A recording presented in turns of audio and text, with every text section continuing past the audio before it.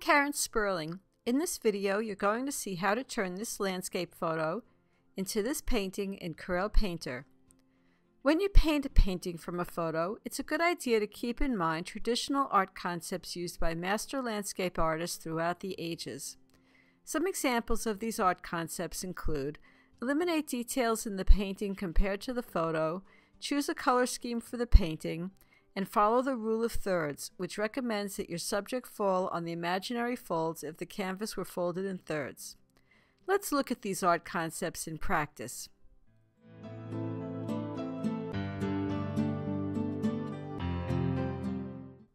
Here's what the original photo looked like. It had a lot of details, and I eliminated detail by cropping the photo in Photoshop. Cropping the photo also helped with the rule of thirds.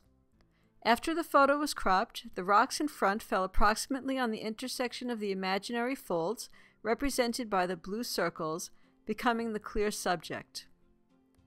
I chose a color scheme by opening the photo in Painter and looking at it next to a color wheel. I decided to use an adjacent color scheme, using colors next to each other from red-orange to blue-green on the color wheel.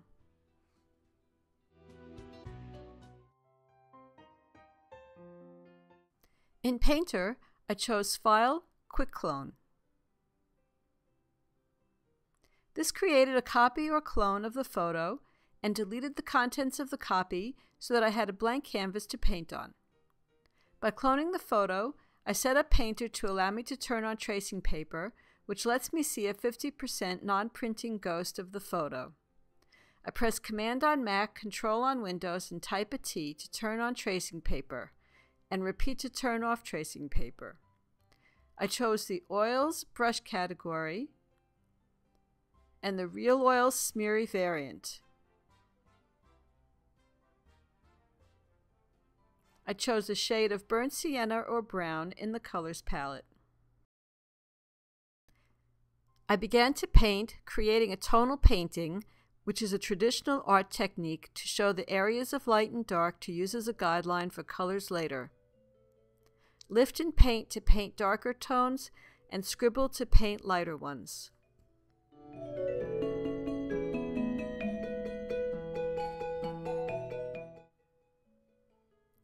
Adjust the size slider to change the width of brushstrokes. I'm fast forwarding a little so you can see the progress better.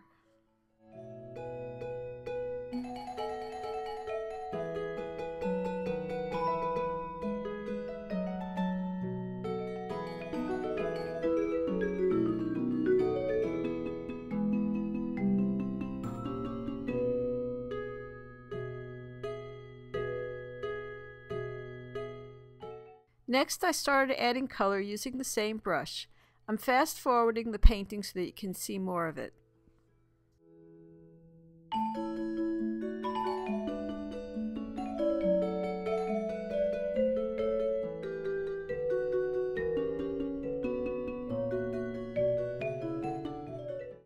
At this point, I switched to these four brushes and painted the rocks in the foreground, the plants, and the shoreline in the background.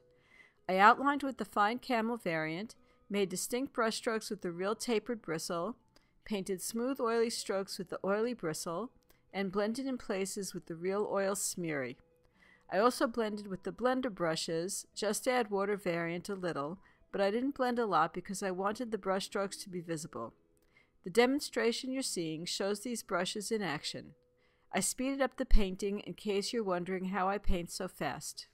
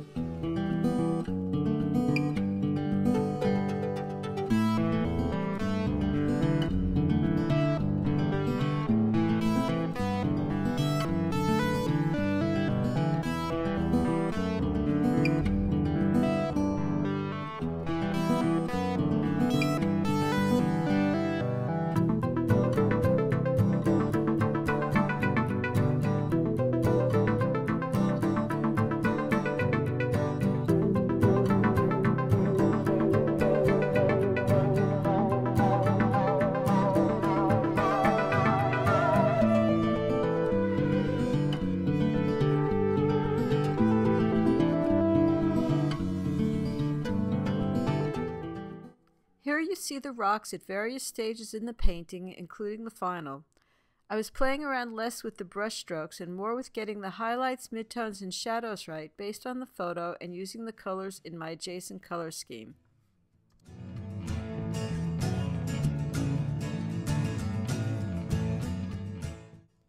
I used the Artist's Impressionist variant to paint the water. I blocked in areas of color, and I put in lines of light and dark based on where I saw highlights and shadows in the photo by lowering the jitter slider in the property bar and painting. I blended in places with the blender's water rake.